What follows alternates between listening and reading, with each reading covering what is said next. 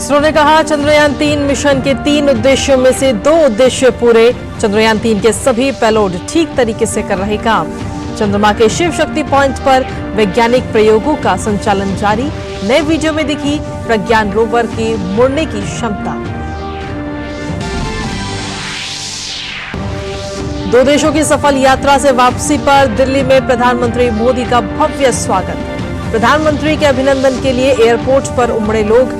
PM ने कहा साथ लाया हूं चंद्रयान-3 की सफलता पर दुनिया भर की बधाइयां। देश से विज्ञान और तकनीक के क्षेत्र में तेजी से आगे बढ़ते रहने को कहा। ग्रीस से सीधे बेंगलुरु पहुंचकर पीएम मोदी ने इसरो के वैज्ञानिकों को दी शाबाशी। चंद्रयान-3 के लैंडिंग स्थल को शिव शक्ति और चंद्रयान-2 के लैंडिंग स्थल को तिरंगा मिला नाम। देश हर साल 23 अगस्त को मनाएगा राष्ट्रीय अंतरिक्ष दिवस।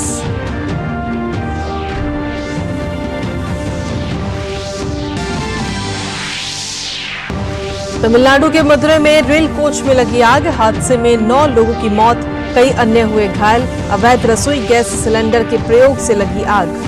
रेलवे ने मृतकों के परिजनों को 10-10 लाख रुपए की आर्थिक सहायता का किया ऐलान।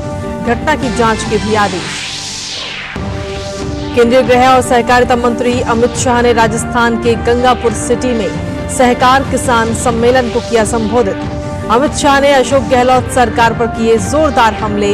कहा लाल डायरी के अंदर छुपे हुए हैं काले कारनामे।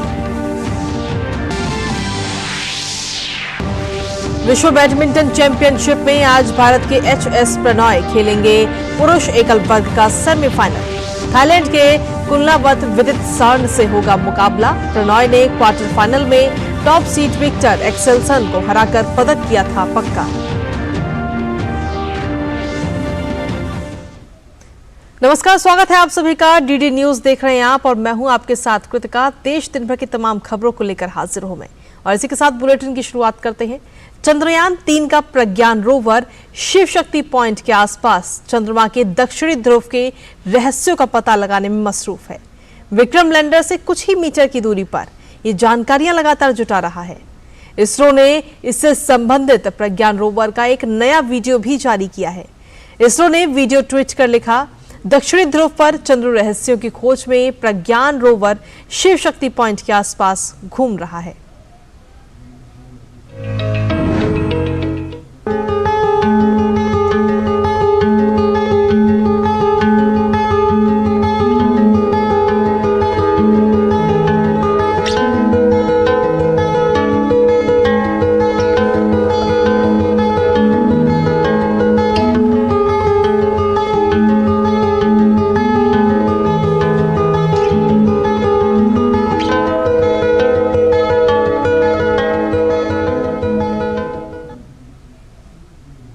वहीं 2 देशों का सफल दौरा संपन्न करके प्रधानमंत्री मोदी आज दिल्ली लौट आए हैं। दौरे से वापसी में पीएम मोदी ग्रीस से सीधे बेंगलुरु पहुंचे थे, जहां उन्होंने इसरो के वैज्ञानिकों को चंद्रयान-3 की सफलता की बधाई दी।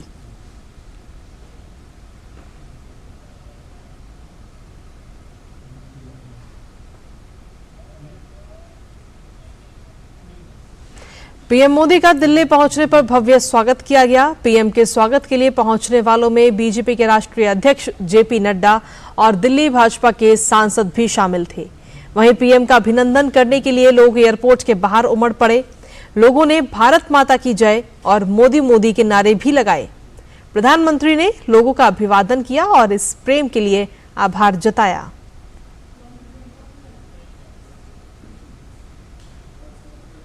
वहीं पीएम मोदी ने स्वागत के लिए उमड़े लोगों को संबोधित किया और कहा चंद्रयान-3 मिशन की सफलता को भी सराहा। पीएम मोदी ने अपने संबोधन में कहा कि वो पूरी दुनिया की तरफ से इस मिशन की कामयाबी पर बधाई के संदेश लाए हैं। पीएम मोदी ने कहा कि आज पूरा विश्व भारत की तरफ देख रहा है। हर कोई ये जानने का प्रयास करता था चंद्रयान की यात्रा के संबंध में, ये कालजयी उपलब्धि के संबंध में और नया भारत, नए सपने, नए संकल्प और नई सिद्धि एक के बाद एक दुनिया के अंदर एक नया प्रभाव अपना भारत के तिरंगे का सामर्थ्य अपने सफलताओं के आधार पर, अचीवमेंट्स के आधार पर आज दुनिया अनुभव भी कर रही है, स्वीकार भी कर रही है और सम्मान भी दे रही है। इससे पहले प्रधानमंत्री नरेंद्र मोदी ने ग्रीस की यात्रा के बाद सीधे बेंगलुरु का रुख किया। वो सीधा इसरो सेंटर पहुंचे।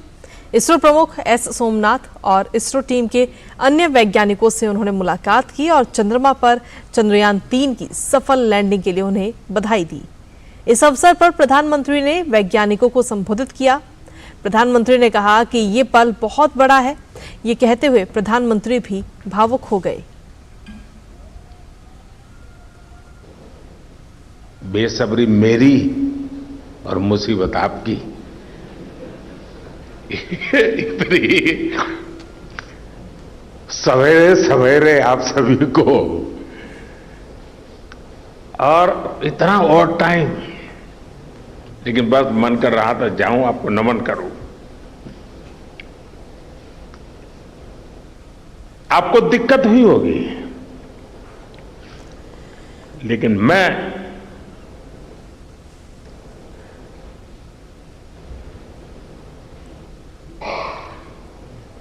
भारत में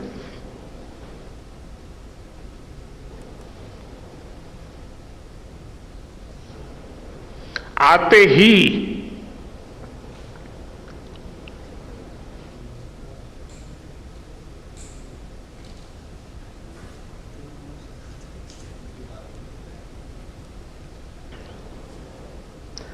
जल्द से जल्द आपके दर्शन करना चाहता था।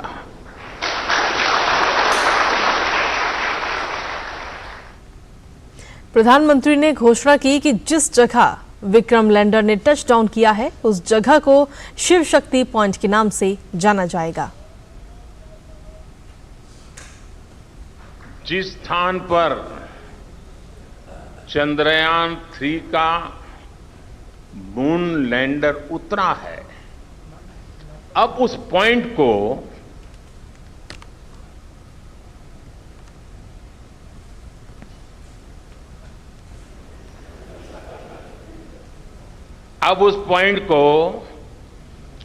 शिव शक्ति के नाम से जाना जाएगा। शिव में मानवता के कल्याण का संकल्प समाहित है और शक्ति से हमें उन संकल्पों को पूरा करने का सामर्थ्य मिलता है।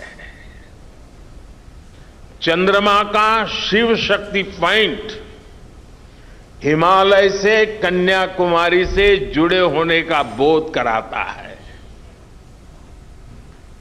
अपने संबोधन में प्रधानमंत्री ने आगे कहा कि 21वीं सदी में भारत की ये क्षमता स्पेस सेक्टर के लिए नई संभावनाओं को जन्म देगी। भारत ने चंद्रमा के डार्क जोन पर जाकर रोशनी की है। 21वीं सदी में यही भारत दुनिया की बड़ी बड़ी समस्याओं का समाधान करेगा। मेरी आंखों के सामने 23 अगस्त का वो दिन, वो एक एक सेकंड बार बार घूम रहा है। जब टचडाउन कंफर्म हुआ तो जिस तरह यहां इसरो सेंटर में पूरे देश में लोग उछल पड़े, वो दृश्य कौन भूल सकता है। कुछ स्मृतियां अमर हो जाती हैं। वो पल अमर हो गया। वो पल इस सदी के सबसे प्रेरणादायी क्षणों में से एक है। वहीं ग्रीस से बेंगलुरु पहुंचे प्रधानमंत्री का जोरदार स्वागत किया गया। प्रधानमंत्री ने भी लोगों का अभिवादन किया।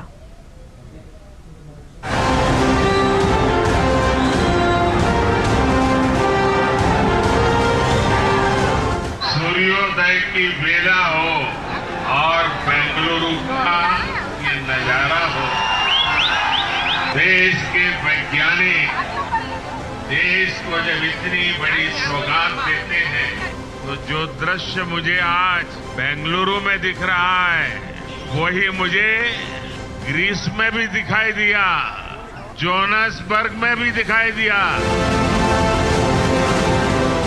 जय जवान, जय जवान, जय विज्ञान, जय विज्ञान।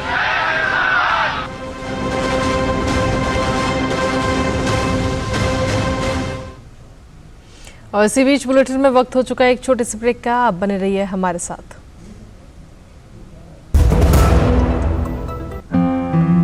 चार 5 दिनों से तेज बुखार है। सिर, शरीर के जोड़ों और आंखों के पीछे दर्द भी हो रहा है। शरीर पर लाल चट्टे भी हैं। ये डेंगू के लक्षण है। डेंगू? डरिए मत, डेंगू एक साधारण वायरल बुखार है। उपयुक्त इलाज व तरल पदार्थ लेने पर घर पर ही ठीक हो जाता है। बहुत कम मामलों में बुखार के उतरने के बाद भी रक्तस्राव या बीपी कम होने पर अस्पताल में भर्ती होने की जरूरत होती है। डेंगू के लक्षण देखते ही डॉक्टर से मिलें, खून की जांच करवाएं और डेंगू से बचें। सेवा, सहयोग और समर्पण की भावना से आजादी के बाद पहली बार उपेक्षित वनटांगिया समाज की उन्नति का मार्ग प्रशस्त हुआ है। वर्ष 2017 में वनवासियों को सड़क, शिक्षा, चिकित्सा, राशन कार्ड, शौचालय, पक्के आवास, बिजली, सोलर लाइट, पेयजल जैसी मूलभूत सुविधाएं मिली हैं। वन ग्रामों को राजस्व ग्राम का दर्जा और वनवासियों को जमीनों का मालिकाना हक मिलने से इनकी जीवन शैली में बड़ा बदलाव आया है। दशकों से दबी हुई आशाओं और भावनाओं को पंख लगे हैं। वनवासियों के प्रति माननीय मुख्यमंत्री जी का समर्पण भाव इसी से पता चलता है कि वह दीपावली का पर्व वन ग्राम में ही मनाते हैं, जिससे वनवासियों का उल्लास और उमंग देखते ही बनती है। करके दिखाए जो, डबल इंजन की सरकार है वो। You got to be careful. बारिश है, सड़कें बदलेंगी। Switch to Seat. बेटा change soon. It's monsoon. 20,000। 10। Okay. दोनों? नो 10 का 1। इतना कैश नहीं है। कोई बात नहीं, हम यूपीआई भी लेते हैं। मेरा पेमेंट ऐप अलग है। कहीं जूते वापस मिलने की जगह जूते पड़ न जाए। ऐप दूसरा हो या तीसरा, चाहिए बस यूपीआई।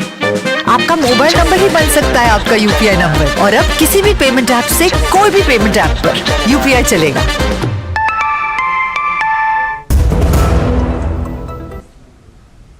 और ब्रेक के बाद एक बार फिर से स्वागत है आप सभी का। खबरों में आगे बढ़ते हुए बात करते हैं देश में जारी G20 बैठकों की।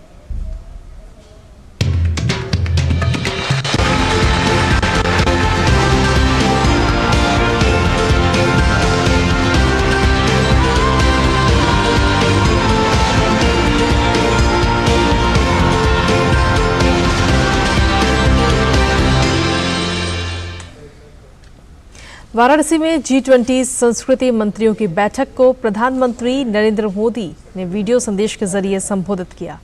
पीएम ने वाराणसी को सांस्कृतिक राजधानी बताते हुए कहा कि बुद्ध ने अपना पहला संदेश यहां दिया। हमें अपनी संस्कृति पर गर्व है और अपनी संस्कृति के संरक्षण के लिए प्रयास कर रहे हैं।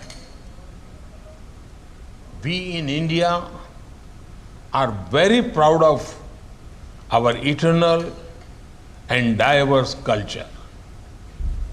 We also attach great value to our intangible cultural heritage. We have been working hard to preserve and revitalize our heritage sites. We have mapped our cultural assets and artists not just at the national level but also at the level of all villages in India. We are also building several centers to celebrate our culture.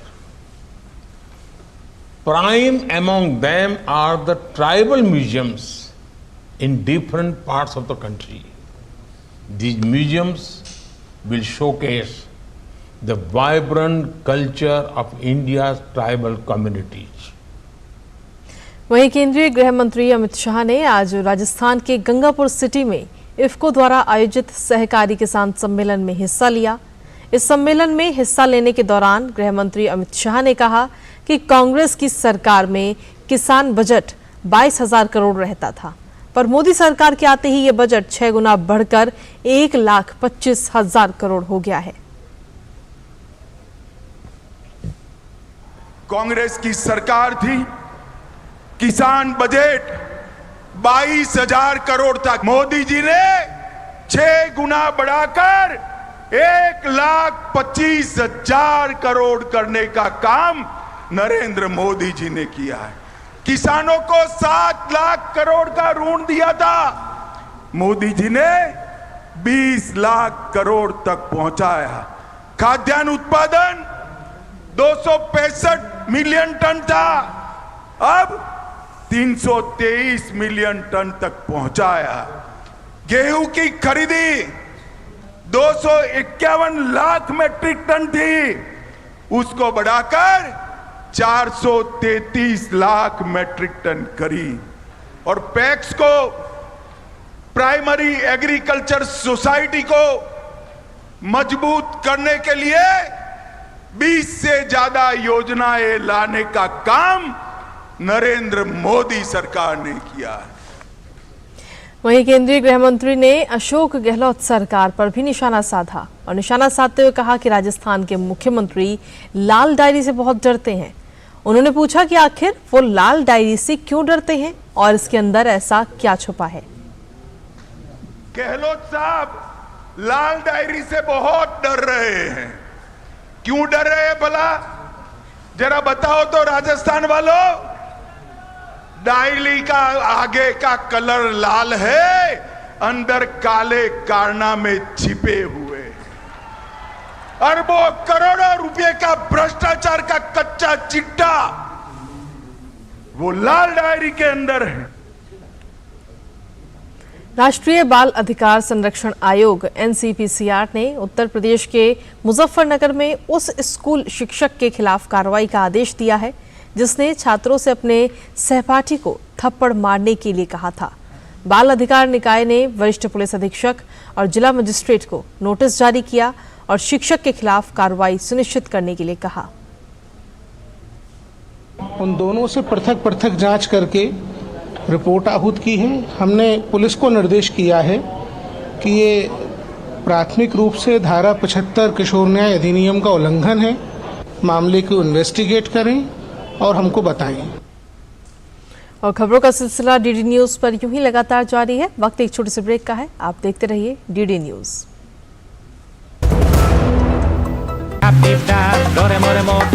You got to be careful. बारिश है, सड़कें बदलेंगी। Switch to CEAT. बेटा change soon. It's monsoon. 20,000। 10। Okay. दोनों? No 10 का 1। इतना cash नहीं है। कोई बात नहीं, हम UPI भी लेते हैं। मेरा पेमेंट ऐप अलग है। कहीं जूते वापस मिलने की जगह जूते पड़ न जाए। ऐप दूसरा हो या तीसरा, चाहिए बस UPI। आपका मोबाइल नंबर ही बन सकता है आपका UPI नंबर, और अब किसी भी पेमेंट ऐप से कोई भी पेमेंट ऐप पर UPI चलेगा।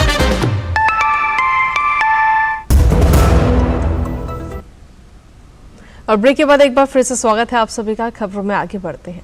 सूचना एवं प्रसारण मंत्री अनुराग सिंह ठाकुर ने कांग्रेस पर तुष्टीकरण की राजनीति का आरोप लगाया। उन्होंने कांग्रेस पर निशाना साधते हुए कहा कि उनके कार्यकाल में सिर्फ तुष्टीकरण की राजनीति की जाती थी, लेकिन प्रधानमंत्री सबका साथ, सबका विकास और सबका विश्वास के मूल मंत्र पर चलते हैं। अभी भी कुछ दिन पहले राहुल जी ने कहा कि मुस्लिमों पर आक्रमण या मुस्लिमों पर प्रहार। मैं तो ये कहूँगा ये लोग तुष्टीकरण की राजनीति करते थे, परिवार तक सीमित थे। मोदी जी 140 करोड़ भारतीयों को परिवार जन लेकर चले, हर किसी की चिंता करते हैं, तभी तो सबका साथ, सबका विकास और सबका विश्वास इसी मूल मंत्र के साथ चले। अगर ये सोचते हैं ये आक्रमण है क्या, अगर 4 करोड़ पक्के मकान मिले, उसमें बड़ी तादाद में मुस्लिम भाइयों को मिले बगैर भेदभाव के मिले, 12 करोड़ शौचालय मिले, बड़ी तादाद में मुस्लिम बहनों को मिली बगैर भेदभाव के मिले, 12 करोड़ नल से जल मिला, बड़ी संख्या मुस्लिम परिवारों को मिला, क्या इसको आक्रमण मानते हैं? वो अत्याचार मानते हैं? वो कांग्रेस तो वोट लेती रही इन सब का, किया कुछ नहीं अल्पसंख्यक के लिए, चाहे सिख हो तो उनका कत्लेआम किया, बाकी अल्पसंख्यक हो तो उनका नाम लेकर केवल वोट मांगा है। गरीबी हटाओ का नारा लेते थे, लेकिन कांग्रेस के समय गरीब मिट जाता था, गरीबी नहीं हटी। सही मायने में पिछले 9 वर्षों में 18.5 करोड़ गरीब गरीबी रेखा से बाहर आए, तो नरेंद्र मोदी जी की सरकार में उनके काम के कारण आए, ईमानदारी के कारण आए, पारदर्शिता के कारण आए हैं, तभी तो भारत दुनिया की 10वीं से सबसे 5वीं बड़ी अर्थव्यवस्था बनी है। अनुराग सिंह ठाकुर ने कहा कि कांग्रेस ने अपने कार्यकाल में मध्य प्रदेश को बीमारू बना दिया था, लेकिन भाजपा सरकार ने राज्य में हर क्षेत्र में विकास को सुनिश्चित किया है। जहां पर मैं खड़ा हूं मध्य प्रदेश में, कांग्रेस का शासन यहीं पे देखिए ना, बीमारू राज्य कहलाता था। मैं पूछ रहा था बाहरी युवाओं से कि तुम्हें पता है कि बीमारू राज्य था? कहते नहीं सर, हमारी उम्र तो 18 साल है, उससे पहले बीमारू था। आज की पीढ़ी को शायद पता नहीं होगा, जो 24-25 साल वाले भी हैं, कि मध्य प्रदेश कांग्रेस के शासनकाल में दिग्विजय के समय क्या हालत थी जी यहाँ की। इसीलिए ये किताबें युवाओं के लिए और शोधकर्ताओं के लिए बहुत इंपॉर्टेंट है कि वो जाने कि मोदी जो कहते हैं वो करके दिखाते हैं और समय रहते करते हैं। केंद्रीय कृषि मंत्री नरेंद्र सिंह तोमर ने प्याज की कीमतों को लेकर कहा कि किसान को किसी तरह की चिंता करने की जरूरत नहीं है। उन्होंने कहा कि भविष्य की परिस्थितियों को ध्यान में रखते हुए केंद्र सरकार ने फैसला लिया है और इस फैसले से किसानों को किसी भी प्रकार का कोई नुकसान नहीं होगा। नरेंद्र सिंह तोमर ने कहा कि इस बात का भी पूरा ध्यान रखा गया है कि किसी भी किसान को कम दाम ना मिले और इसके लिए विशेष व्यवस्था भी की गई है। प्याज में किसी भी किसान को परेशान होने की जरूरत नहीं है। केंद्र सरकार ने आने वाले परिस्थितियों को दृष्टिगत रखते हुए निर्णय किया है, लेकिन साथ ही साथ इस बात की भी गारंटी है कि किसी भी किसान को दाम कम न मिले, इसका पर्याप्त प्रबंधन किया गया है और नेफेड प्याज खरीदने का काम कर रहा है। 15 अगस्त को लाल किले की प्राचीर से प्रधानमंत्री नरेंद्र मोदी ने कहा था कि देश के विकास के लिए जरूरी है कि सबसे पहले गांवों का विकास किया जाए और गांवों का विकास बिना महिलाओं के विकास के लिए संभव नहीं है। आंचलिक पत्रकारिता और पत्रकारिता में महिला सशक्तिकरण को 21 सालों से मजबूत कर रही है खबर लहरिया की केवल और केवल महिला मीडिया कर्मी। जी हां, खबर लहरिया देश का पहला ऐसा आंचलिक न्यूज चैनल है जो केवल महिला पत्रकारों द्वारा संचालित है। सिंदूर, चूड़ी और साड़ी पहनी ये कोई आम महिलाएं नहीं, बल्कि खबर लहरिया की महिला रिपोर्टर्स हैं, जो देखने में भले ही आम हों पर इनका काम बहुत खास है। जी हां, खबर लहरिया 2002 में उत्तर प्रदेश के चित्रकूट से ग्रामीण महिलाओं के लिए एक वयस्क साक्षरता कार्यक्रम के अंत में लॉन्च किया गया था और मीरा जाटव, शालिनी जोशी और कविता बुंदेलखंडी द्वारा सह स्थापित किया गया था। पहले तो मैं बहुत बहुत शुक्रिया कहना चाहती हूँ डीडी न्यूज़ का, जिन्होंने आकर के यहाँ पर हमारी आवाज़ को देश दुनिया तक पहुँचाया। खबर लहरिया को 21 साल में हम अगर इस मुकाम तक ला पाए हैं तो इसके पीछे की कहानी क्या रही है, संघर्ष क्या रहे हैं, चुनौतियाँ क्या रही हैं और महिलाओं को पत्रकारिता के क्षेत्र में आना क्यों ज़रूरी है, क्योंकि खबर लहरिया में टोटल महिलाएँ काम करती हैं और उसमें भी दलित हैं, आदिवासी हैं, मुस्लिम हैं, बैकवर्ड की महिलाएं हैं, ग्रामीण हैं, हाशिए पर रहने वाली औरतें हैं। तो मैं बहुत बहुत धन्यवाद देती हूँ डीडी न्यूज़ का कि वो हमारी आवाज़ को देश दुनिया तक ले जा रहे हैं मैं 2009 में खबर लहरिया में जुड़ी थी और पहले मैं रिपोर्टर थी। गांव की जो खबरें हैं वो लेके आती थी। हमारा न्यूज़ चैनल है यूट्यूब पर, तो अलग अलग तरह की खबरें करना ये हमारा काम है। और अभी हाल ही में हमने एक फिल्म बनाई है जिस पे मैंने रिकॉर्डिंग का काम किया, वॉइस का। मैं अयोध्या से उस टाइम पे पहली महिला रिपोर्टर थी और अभी कई सारी लड़कियां हैं जो हमारे पीछे निकल के आई हैं, हमसे सीखा है उन्होंने। खबर लहरिया में कुछ ऐसी भी औरतें हैं जो केवल 5वीं या 8वीं तक ही पढ़ी हैं, यानी इसमें काम करने वाली महिलाएं प्रोफेशनल पत्रकार नहीं हैं। लेकिन इन महिलाओं ने स्थानीय मुद्दों को प्रभावी ढंग से जनता तक पहुंचाया है। आज खबर लहरिया उत्तर प्रदेश, मध्य प्रदेश, बिहार और छत्तीसगढ़ के 20 जिलों में 25 से ज्यादा महिला पत्रकारों के साथ काम कर रहा है। खबर लहरिया देश का एकमात्र महिलाओं द्वारा संचालित स्वतंत्र ग्रामीण खबरों का एक ऐसा ब्रांड है जो करीब 21 सालों से देश सेवा में जुटा है। इस सफर को तय करते हुए आज खबर लहरिया कई डिजिटल प्लेटफॉर्म के जरिए हर महीने करीब 15 लाख लोगों तक अपनी खबरें पहुंचा रहा है। दुनिया का सबसे बड़ा लोकतांत्रिक देश भारत, और भारत का लोकतंत्र में सबसे चौथा और सबसे मजबूत स्तंभ है पत्रकारिता। और आंचलिक पत्रकारिता के बिना किसी भी पत्रकारिता का स्वरूप मजबूत नहीं हो सकता। देश के अंदर आंचलिक पत्रकारिता को, या यूँ कहें कि महिला सशक्तिकरण के ज़रिए पत्रकारिता को मजबूत कर रही है कविता जी, खबर लहरिया की महिला पत्रकार। खबर लहरिया को आज काम करते हुए 21 साल हो चुके हैं। ये जश्न भी है और देश भर की महिलाओं के लिए एक मौका भी है कि आप कुछ भी कर सकती हैं। Sangeeta Agarwal, DD News, Delhi. शिक्षा और कौशल विकास मंत्री धर्मेंद्र प्रधान ने कहा कि सरकार देश को अनुसंधान और विकास का केंद्र बनाने के उपाय कर रही है। आज नई दिल्ली में B20 सम्मेलन इंडिया 2023 को संबोधित करते हुए प्रधान ने कहा कि शैक्षणिक संस्थानों में अनुसंधान में सुविधा पहुंचाने के लिए राष्ट्रीय अनुसंधान फाउंडेशन की स्थापना की जा रही है। Skill sector, we are very focused on certain area, as I said, coding, AI, AR, VR, drone technologies, and skilled manpower for semiconductors. There is a mission especially. I have to create an instrument. How can I create a bridge between Indian talent pool, Indian institution, and need of the industry? And we have to work together. Our effort is not only going to benefit Indian, though India is a very robust and captive market today in all front, but beyond that, we have our responsibility and we have our priority in the global map also. और इसी के साथ फिलहाल मेरे साथ इस bulletin में इतना ही। बाकी देश दुनिया की तमाम खबरों के लिए देखते रहिए डीडी न्यूज़।